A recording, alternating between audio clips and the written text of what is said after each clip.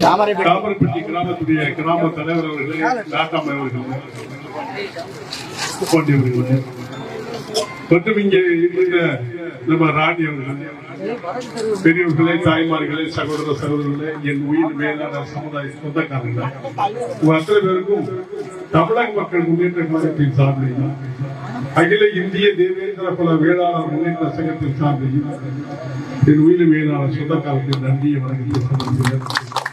நான் இப்ப வந்தவருடைய நோக்கம், நீண்ட ஆண்டுகள் கழிச்சு நம்முடைய தமிழக மக்கள் வெள்ளி விழா சென்னைகள்ல ஆகஸ்ட் 24ஆம் தேதி சமூக சமத்துவ மாநாடு.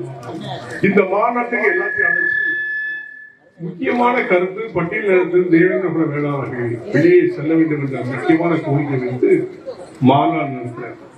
அந்த மாநாட்டுக்கு நம்ம கிராமத்திலிருந்து எல்லாரும் வாங்க. வந்தீங்களா?